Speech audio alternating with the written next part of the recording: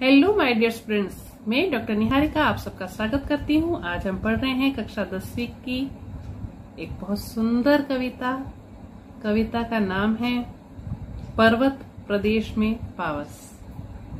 कविता के कवि हैं श्री सुमित्रानंदन पंत। सुमित्रानंदन पंत जी का जन्म अल्मोड़ा जिले के कौसानी गांव में सन 1900 में हुआ। आज जो हम कविता पढ़ रहे हैं वह कविता सुमित्रानंदन पंत जी द्वारा रची गई प्रकृति के सजीव चित्रण पर आधारित कविता है। इस कविता को पढ़कर चार दीवारी के अंदर बैठा हुआ व्यक्ति भी किसी पर्वत की चोटी को महसूस कर सकता है। जिसने कभी पर्वत, वन, झरने नहीं देखे वह व्यक्ति भी इस कविता को पढ़कर उसके सौंदर्य को अनुभव कर सकता है। आइए पढ़ते हैं प्रस्तुत सुंदर कविता। पावस ऋतु थी, पर्वत प्रदेश, पल पल परिवर्तित प्रकृति वेश। सुमित्रानंदन पंत जी कह रहे हैं कि पर्वतों के ऊपर प्रकृति में पल पल हो रहे बदलाव। वर्षा ऋतु में पहाड़ों के ऊपर कभी धूप, कभी कभी पहाड़ों को घने काले बादल, अर्थात पर्वतों को प्रकृति अपने अंदर छुपा लेती है। सबके साथ क्षण भर के लिए ऐसा लगता है जैसे हम प्रकृति की गोद में ही बैठे हैं। मेखलाकार पर्वत अपार अपने सहस्त्र दृग सुमन फाड़, अवलोक रहा है बार बार नीचे जल में निज महाकार। जिसके चरणों में पलाताल दर्पण सा फैला है विशाल। सुमित्रानंदन पंत जी कह रहे हैं कि पर्वत एक करघनी अर्थात कमर में पहने जाने वाले गहने के रूप में है। पर्वत पर खिले हुए हजारों फूल पर्वत के क्षेत्र की सुंदरता को और बढ़ा रहे हैं। ऐसे फूल पर्वत के नेत्र के समान लग रहे हैं। ठीक पर्वत के नीचे फैला हुआ तालाब किसी दर्पण का काम कर रहा है, जिसमें पर्वत अपनी पुष्प रूपी आंखों से अपना विशाल सुंदर रूप निहार रहे हैं। गिरी का गौरव गागा कर झरझर मद में नस नस उत्तेजित कर, मोती की लड़ियों सी सुंदर झरते हैं जाग भरे निर्जर। प्रस्तुत कविता की पंक्तियों के माध्यम से सुमित्रानंदन पंत जी कह रहे हैं कि किसी पर्वत से गिरते झरने की सुंदरता इतनी अनुपम है कि उसका बखान करना मुश्किल है। झरना उसमें उठने वाले झाग के कारण मोतियों की लड़ी की भांति प्रतीत हो रहा है।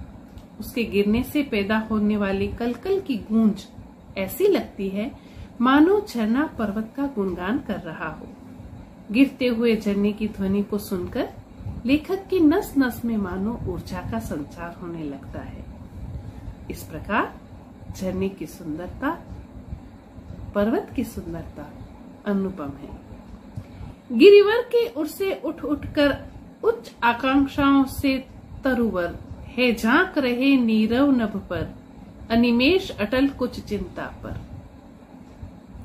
पर्वत प्रदेश में पावस की प्रस्तुत पंक्तियों के माध्यम से कवि ऊंचे पर्वत के ऊपर उगे हुए वृक्षों का वर्णन कर रहे हैं।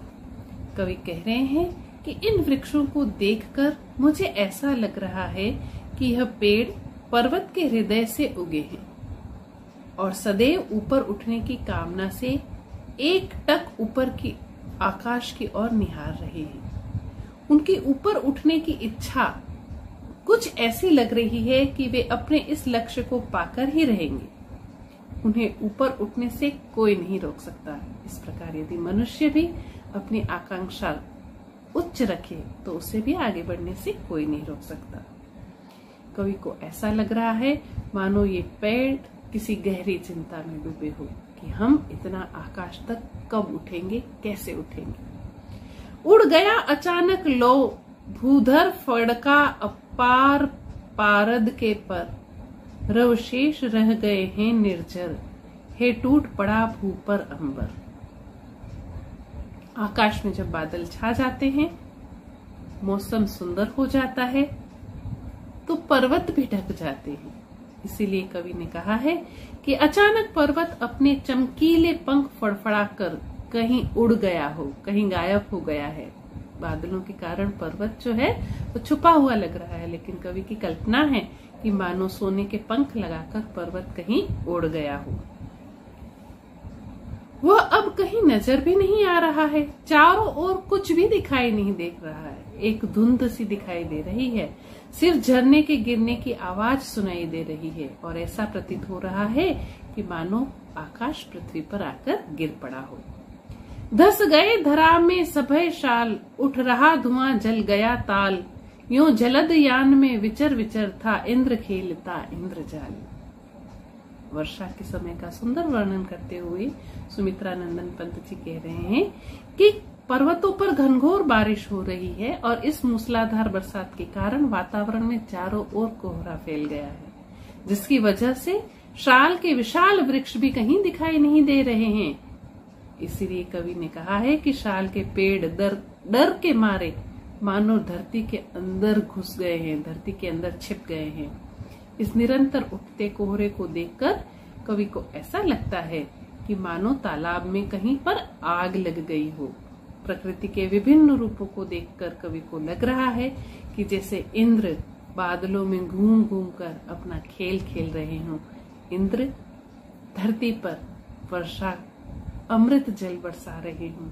संपूर्ण धरती इंद्रदेव के इस कृपा से संतुष्ट हो गई है, लेकिन पावस प्रदेश में पर्वतों का सौंदर्य इतना सुंदर है कि उसका बखान करना हमें मुश्किल लग रहा है। यह वही अनुभव कर सकता है जो कभी पर्वतों पर गया हो, परंतु कवि की पंक्तियों में इतना सामर्थ्य है कि पर्वत प्रदेश में पावस कविता के द्वारा कवि ने हमें प्रकृति का सुंदर चित्रण करवाया एवं पर्वतों पर रहते हुए वर्षा के आनंद को हम अनुभव कर सके। मैं आशा करती हूँ कविता का भाव आपको समझ में आएगा। अभ्यास प्रश्नोत्तर के लिए डिस्क्रिप्शन बॉक्स में जाएं, आओ पढ़े से निरंतर जुड़े रहें। बहुत बहुत